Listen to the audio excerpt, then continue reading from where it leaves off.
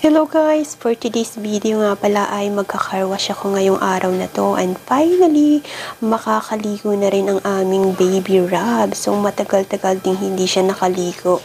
Imagine guys, nung buntis pa ako sa aming baby girl at hanggang ngayon ay 5 months na sa ay hindi pa rin siya nakakaligo and finally eto na at makakaligo na rin. Ayan, so hindi ko na nga yata alam gamitin tong machine na to kasi sobrang tagal na rin hindi ako nakakapaglinis. And kaya ayan, so naisipan kong maglinis ngayong araw na to kasi ilang linggo na rin napakaganda kasi na talaga ng weather at tuyong-tuyo na yung daan at eto na yung time para talaga linisin siya. So dito nga pala ako naglilinis sa manual lang kasi dati naglilinis kami dun sa machine, yung talagang ipapasok mo na lang siya tapos hihintayin mo na tapos ayun, machine na lang din talaga yung maglilinis para sa'yo. Pero nawala yung logo namin dun sa unahan at kaya nadala naman talaga ako. Kaya dito na kami pumupunta sa manual ngayong. Kaya eto, isang minuto, isang token. Kaya eto, binibilisan ko at mauubos na yung sabon. Bago maubos yung sabon, na ikalat ko muna at saka ko naman siya babrasin mamaya at babalikan ko mamaya uling ikot. Basta lang ikalat ko muna yung sabon bago matapos ang aking isang minuto at saka ko kukuskusin ulit. And pagkatapos ko nitong brasin, so ayan, pagkatas kong brasin nito, aanuhin ko pa rin namin to ng towel mamaya.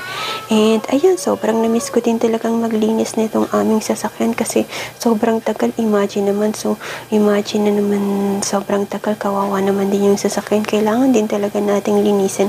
And finally, malilinis ko din sa loob kahit papaano kasi may vacuum dito and vacuumin ko na rin. So, take time ako ngayong araw na to. Medyo matatagalan akong araw na to.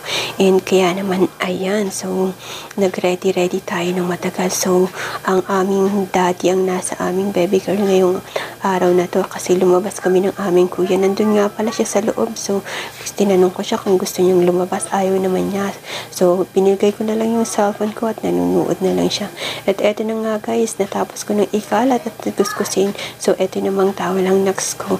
So, eto lang din yung maganda kasi take time mo yung oras mo dito kasi per token naman kasi yung paggamit. Kaya etong pagkuskus wala naman wala naman siyang oras. Kaya maganda lang din kasi take time naman. Pero alam niyo ba, nung dumating ako dito, sobrang haba ng pila.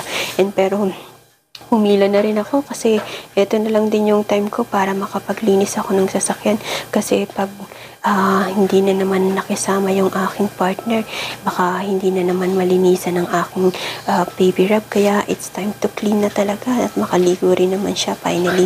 Napakatagal din kasi. Kaya eto na, so kuskusin natin yung maigi and talaga namang ayan, so tuwang-tuwa ako kasi nag-iba-iba na rin yung itsura niya. Ayan, banlawan natin. So, banlawan na natin.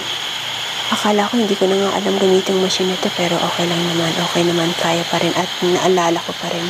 So, ayun guys, na-share ko lang sa inyo na araw na to at least nakapaglinis kami. Medyo maaga kaming lumabas. Medyo matagal nga lang din yung pinaghintay namin kasi sa haba ng pila. Pero okay na lang din. At least nakaligo na rin ang aming sasakyan. Thank you guys for watching. I hope see you in the next video. Bye for now.